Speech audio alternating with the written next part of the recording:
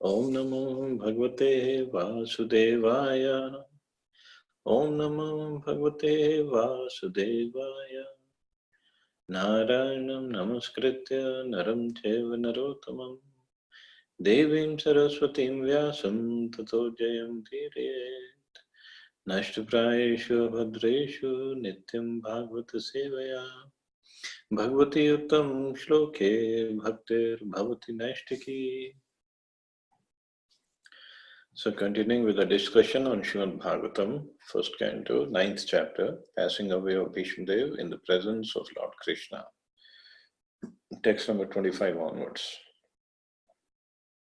Sutuvacha yudhishthirastada karnya shayanam sharpanjare apricchad vividhan dharman rishinam chano shrunutam.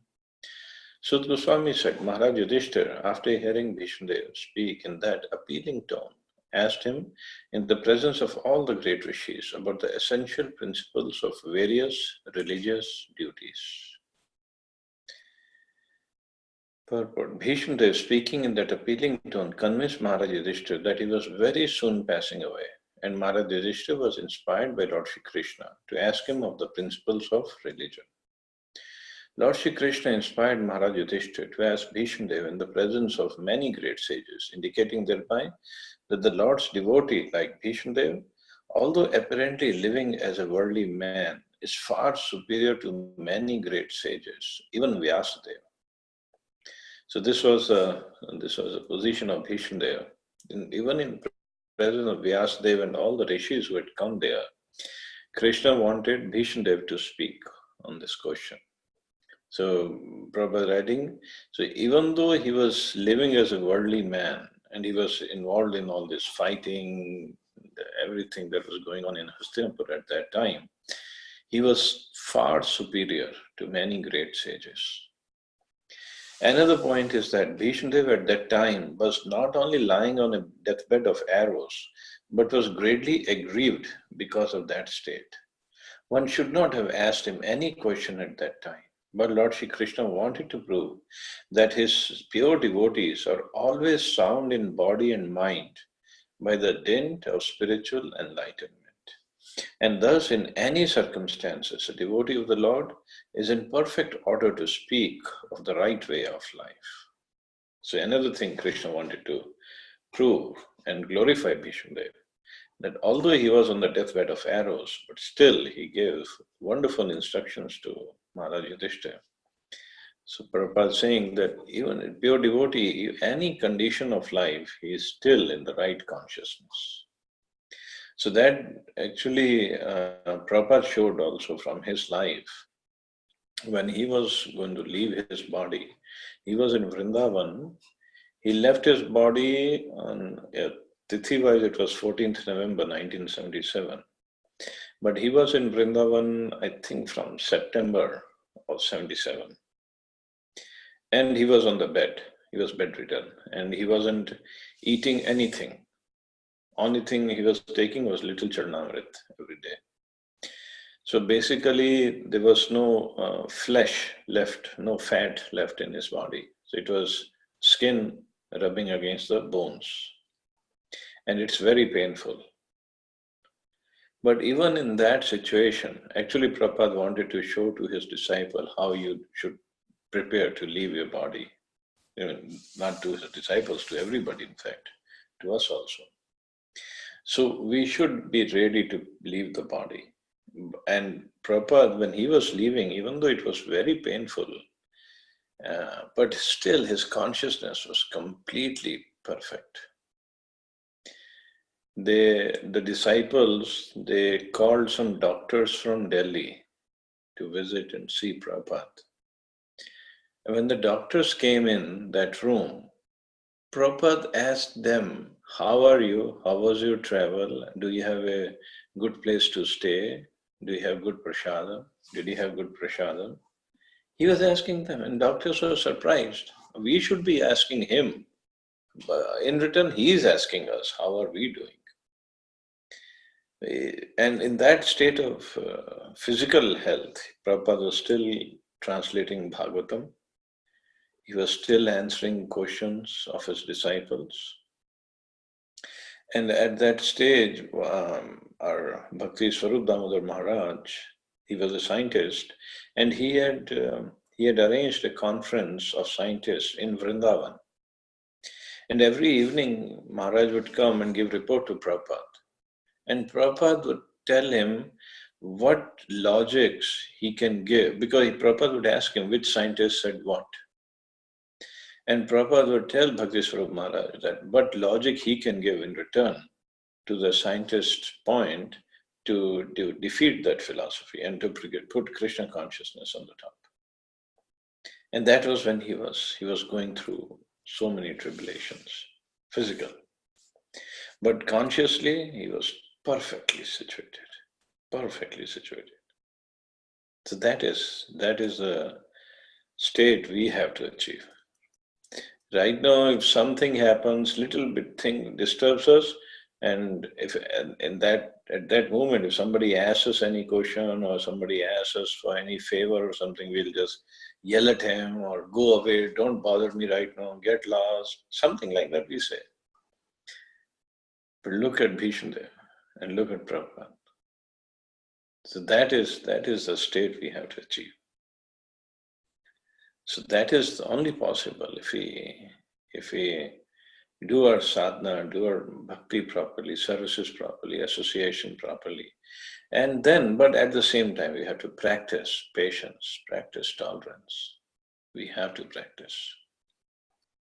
So then that stage will come. And the tolerance is a very important quality for a devotee.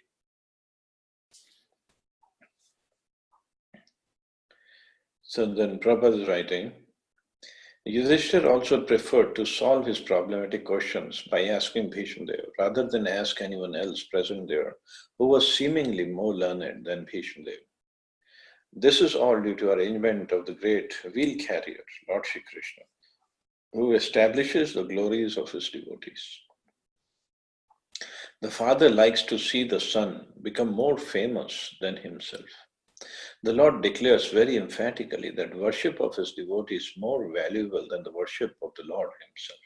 That Krishna declares, that he says, if somebody says he's my devotee, he's actually not my devotee. If somebody is a devotee of my devotee, he's actually my devotee. So that Krishna explains. So that's why, because Krishna wants to establish the glories of his devotees. And when his devotees are glorified, Krishna loves it more than anything else, because he loves his devotees. So here he is glorifying Bhishmadev. Purushasvabhava vihitan yatha varnam yatha shramam vairagya gopadhibhyam amnato abhilakshanan. At Maharaj Yudhishthira's inquiry, Bhishmadev first defined all the classifications of castes and orders of life in terms of the individual's qualifications. Then he systematically, in twofold divisions, described counteraction by detachment and interaction by attachment. The conception of 4 castes and 4 orders of life, as planned by the Lord himself, is to accelerate transcendental qualities of the individual person so that he may gradually realize his spiritual identity and thus act accordingly to get free from material bondage or conditional life. In almost all the Puranas, the subject matter is described in the same spirit, and so also in the Mahabharata it is more elaborately described by Bhishmadev in Shanti Parva, beginning from the 60th chapter. So if somebody wants to get more knowledge of what instructions Bhishmadev gave to Maharaj Yudhishthira, so Prabhupada is saying it's in the Shanti Parva of Mahabharata, starting from 60th chapter. The Varnashram Dharma is prescribed for the civilized human being just to train him to successfully terminate human life. So this is the real art of living. Prabhupada is saying, it is prescribed for the civilized human beings just to train him to successfully terminate his life. The real art of living is when we prepare properly for death. Self-realization is distinguished from the life of the lower animals engaged in eating, sleeping, fearing, and mating. Bhishandev advised for all human beings 9 qualifications: not to become angry, not to lie, to equally distribute wealth, to forgive, to beget children only by one's legitimate wife, to be pure and hygienic in body, not to be inimical towards anyone, 8 to be simple, and 9 to support servants or subordinates. So Bhishandev is giving these instructions to Yudhishthira Maharaj so that he becomes a very good king. One cannot be called a civilized person without acquiring the above mentioned preliminary qualities. So these are just the preliminary qualities. Besides these, the Brahmins, the intelligent men, the administrative class, the mercantile community, and the laborer class must acquire special qualities in terms of occupational duties mentioned in all the Vedic literatures. So these are the basic qualities for everybody to follow. And then all the 4 varnas and ashrams, they have their specific duties mentioned in other scriptures. For the intelligent men, controlling the senses is a most essential qualification. It is the basis of morality. Sex intelligence, even with the legitimate wife, must also be controlled, and thereby family control will automatically follow. An intelligent man abuses his great qualification if he does not follow the Vedic way of life. This means he must seriously make a study of the Vedic literatures, especially of Srimad Bhagavatam and Bhagavad Gita. So Prabhupada goes further about all the different varnas and ashram, all the different varnas, about Shudra and Vaishya and Kshatriyas. He gives in detail what they all should be doing. And then comes the varnas. And ashram dharma is great. The varnas are, so to speak, classification of different occupations, and ashram dharma is gradual progress on the path of self-realization. Both are interrelated and one is dependent on the other.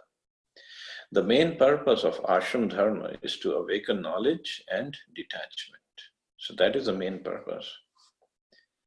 The Brahmachari ashram is a training ground for the prospective candidates. In this ashram, it is instructed that this material world is not actually the home of the living being. Conditioned souls under material bondage are prisoners of matter, and therefore self-realization is the ultimate aim of life. The whole system of ashram dharma is a means of detachment. One who fails to assimilate the spirit of detachment is allowed to enter into family life with the same spirit of detachment. So in all the ashrams, actually the detachment is topmost, but that detachment is possible if we are attached to Krishna.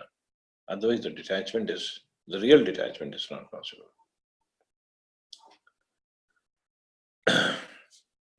And then Bhishandev says, Dan dharman, Raj dharman, Moksha dharman, Vibhagasha, Stri dharman, Bhagavad dharman, Samasavyasu Yogataha. He then explained by divisions acts of charity, the pragmatic activities of a king, and activities for salvation. Then he described the duties of women and devotees both briefly and extensively. To give charity is one of the householder's main functions, and he should be prepared to give in charity at least 50% of his hard-earned money. Wow. For all the householders, they should give in charity at least 50%, half of their hard-earned money. Pretty heavy terms and conditions, huh?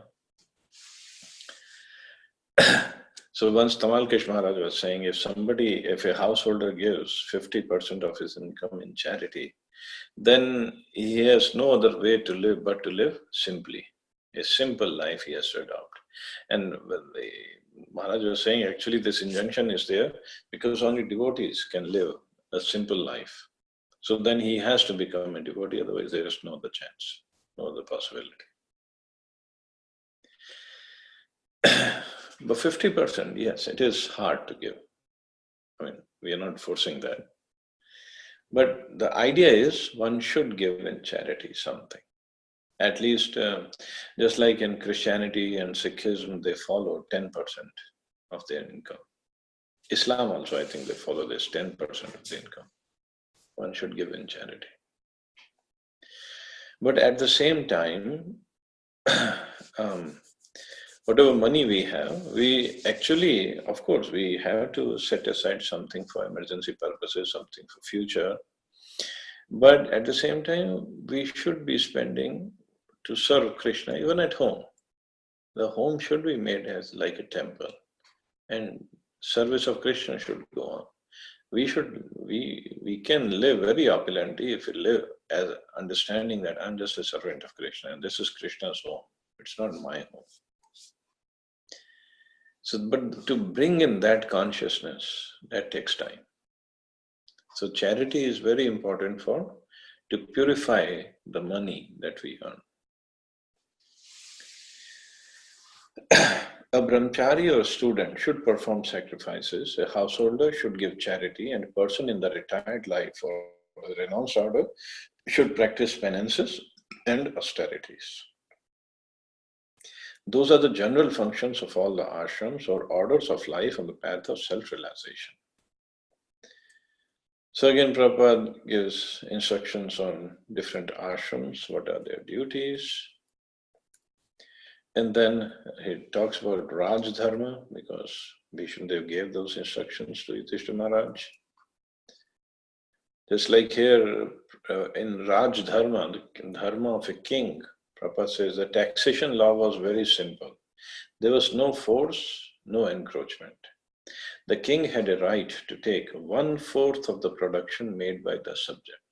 So the tax was 25%. That's it. No more taxes. But here it just goes on and on and on and on. On the income we make, we have to pay tax. Then in the market, we buy something, again we pay tax. And then again, more tax, and the property tax, and this tax, and that tax.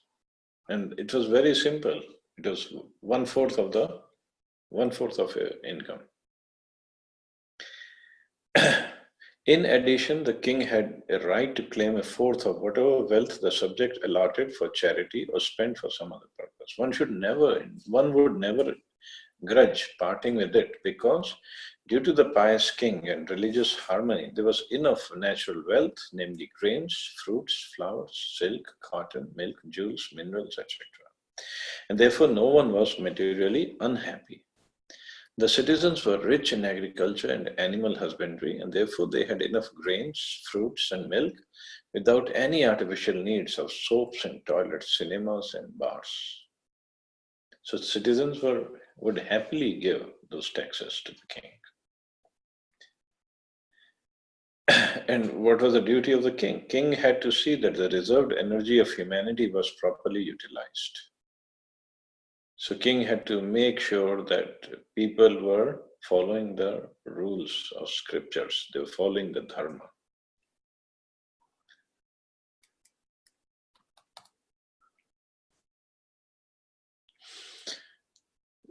Then Prabhupada talks about moksha. How can moksha be attained? And then Istri Dharma. In the shloka it was came, Istri Dharma. As far as the women class are concerned, they are accepted as a power of inspiration for men. For those people who say Prabhupada didn't talk nicely about we ladies, now here is a sentence. They are accepted as a power of inspiration for men. As such, women are more powerful than men.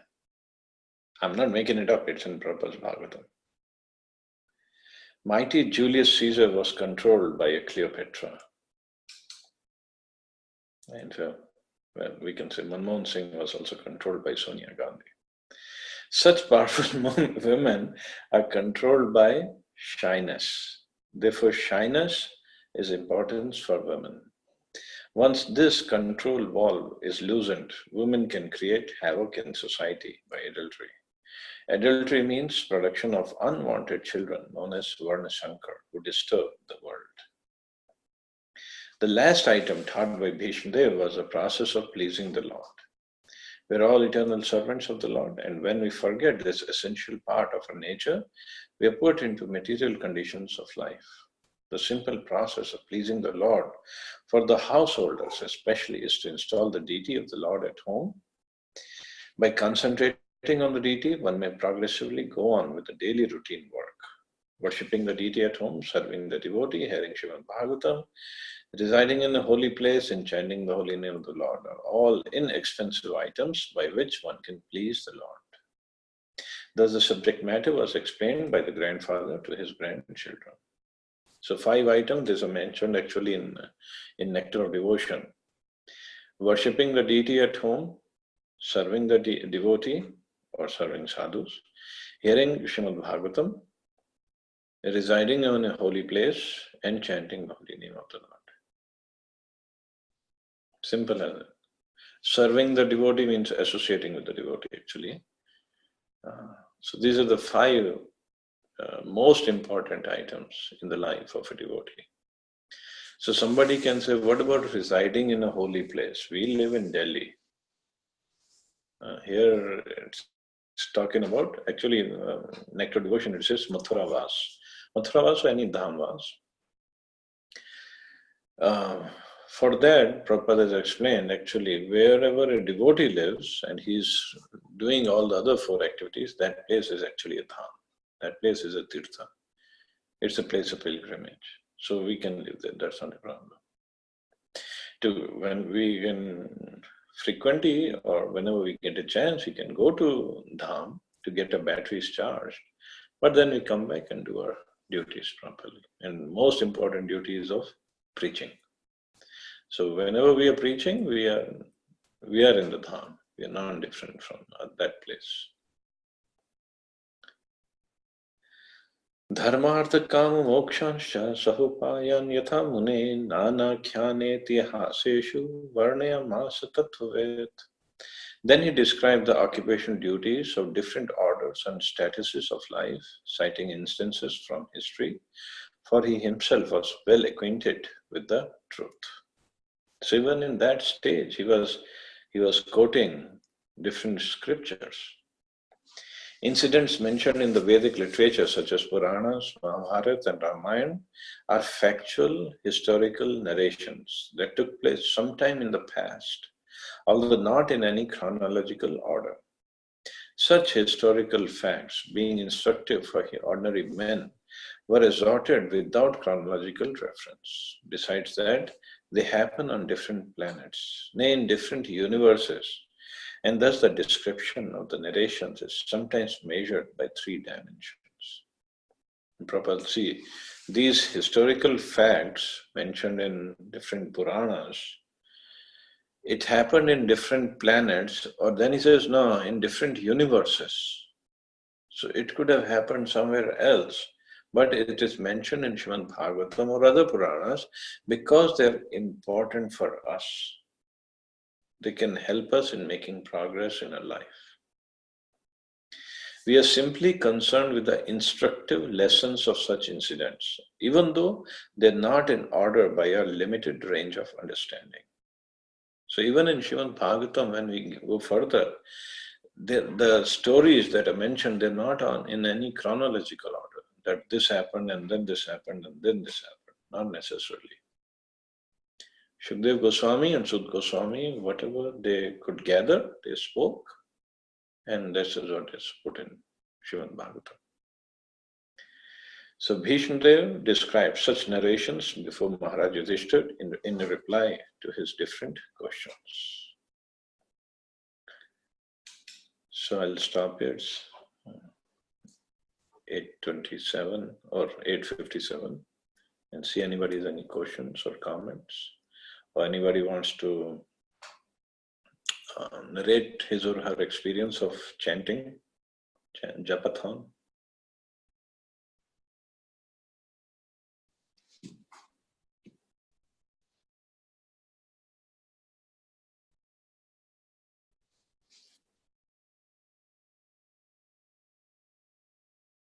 Hare Krishna, Prabhuji.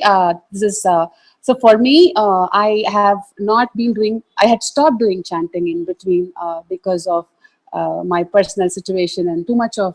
I mean, I can't give any reason, but I have resumed to chant.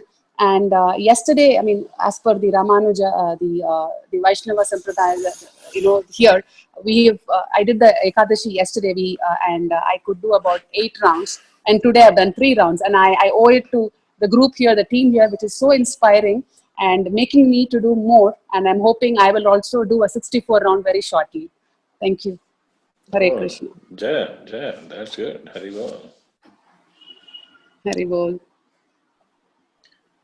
Anybody else want to share his or her experience?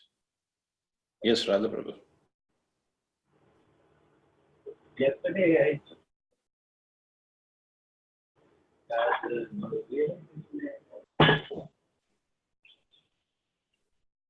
We can't hear you.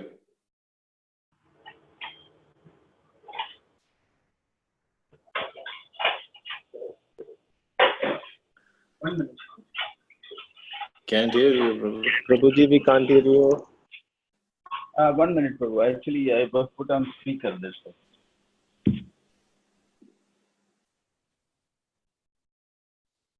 You're able to hear me now? Yes. Yeah, this year the fasting was a bit different. We were supposed to be absorbed in the holy names, but I was absorbed in the WhatsApp updates. Absorbed in? But in the WhatsApp updates.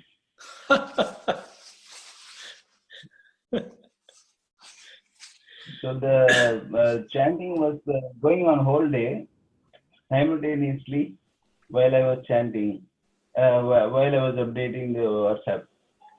But what I observed is detachment has come from water and food. I didn't feel thirsty the whole day. I didn't feel hungry the whole day.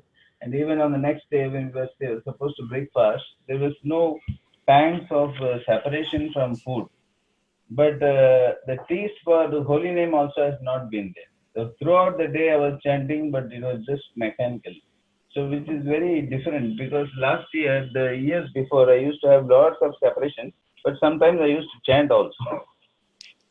So I'm not very sure whether this is a progress or not. Well, there was no separation at least. So definitely attachment for Krishna's name was there. Otherwise, we would have been running after food or water. But that for Krishna's name was there. How do I know? Because I never felt the taste for chanting. I was only doing it all mechanically. And Nobody can chant 108 rounds without having some attachment. No, but I was doing it all mechanically, and I was very, very keen about devotees, how much we are chanting. No, some attachment is definitely there. It's just not totally mechanical. It cannot happen. Hare Krishna, Prabhuji. Hare Krishna. Well, actually, I would like to also share my experience. Yes, please. Actually, I'm a kind of person who cannot tolerate hunger at all. Yeah. So, I was scared. You're so thin. You hardly eat anything. Actually, I don't know. I have a low BP. So, if I try to take fast also, I can't tolerate hunger. And then just after some time only, I get dizziness. I feel like that I'm getting tired and I'm getting low BP, something like that. So I was initially very scared of doing this fast. However, I got some, through Radhakrishna Prabhuji only, I got some encouragement, and then I shared with my parents also that please, if we can together do it, then I can definitely try from my side also. Then my parents also agreed for this Nirjala Ekadashi. Then I said that Prabhuji has given a target of 64 rounds. They were really shocked hearing about this 64 rounds, because my father normally even get tired after doing 1 round of chanting. So my mom used to do it for 4 times minimum. So like finally we decided that okay, we will try. Then we woke up at 5 o'clock and then we ate. First of all, we ate something, light food. And then we That's know that okay. the time is from 5:20. So we have started chanting from 5:20.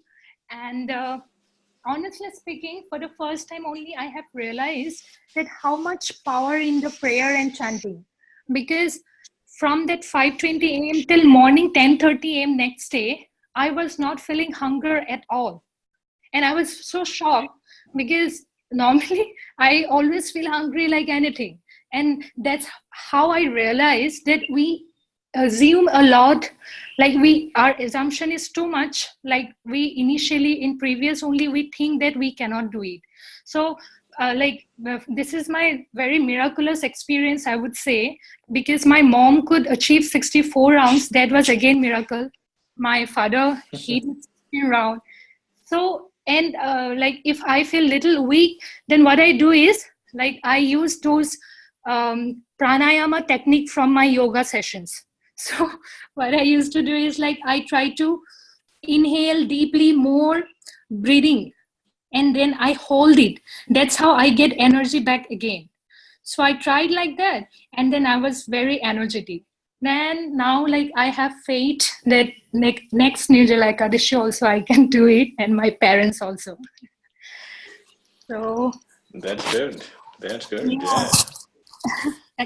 In fact, we don't have to wait till Nirjala Ekadashi. What we can do, sometimes devotees do, is the last 5 days of Kartik, which is called Bhishma Panchak. So we can choose one of those 5 days, whenever the weekend is, if it falls on a weekend, and then we can do Japathon, last days of Kartik. It is said that in those 5 days, whatever austerity or whatever devotion service we perform, it is counted as if we have done throughout Kartik, throughout the month of Kartik. So we can choose one more day like that. In fact, there will be nice time also. It won't be that hot. I see. And, so really appreciate and thank you very much for all your support and blessings. no, thank you, Martha. It was wonderful to have see everybody chanting so much. And actually, special thanks to Radhakrishna Prabhuji. He always pushed me, even though like I feel like not doing it. Then he reminds me. Then again, like I get energy back. Then again, I try to do it. He is the backbone of this whole group. Yes, yes. True, very true. Anybody else wants to share their experience? Hare Krishna Prabhuji, one small thing I wanted to say, the most happiest thing was, the association of everybody. I think the day when everyone was doing the marathon, Sambit chanted his first ever round, though he was very shy to post it. But I posted it to Radha Prabhu saying that, I was telling him to chant all these while, and I don't know. I was so happy that, at least he made us start, and I told him now, or at least on every Ekadashi, you should chant at least 1 or 2 rounds. So he has agreed, and I was very happy. That was like one big thing that happened on this Nirjala Ekadashi to me. So thank you so much. Actually, for men, it is easy. For ladies, it's even more difficult. They have to take care of the house, of the kids, and then there was pressure of chanting. So really, hats off to all the ladies who chanted so much. Vanna Mataji, you were saying something? You wanted to say something? I'm very thankful to Vandana Mataji. Prabhu. She gave me a situation, it was very easy. And I know now in the office you will have all the glorification session in the office. I am pretty sure arranged. Not at all, Prabhuji. It was because Sashwati Mataji gave us association. That is why I was able to complete my 40 rounds. It was the first time I had completed my 40 rounds. So it is not because of me. It is all because of her. But now you can see it's after chanting that many rounds, 16 rounds is very easy. It's not at all difficult. Yes, yes. True, Prabhuji. It's not at all a problem to chant 16 rounds. It's nothing. But I'm very happy. We all did great job. And thanks to Radha Prabhu, he's been inspiring everybody to chant more and Yes, more. yes. So It, thank you because all. of him only it is possible.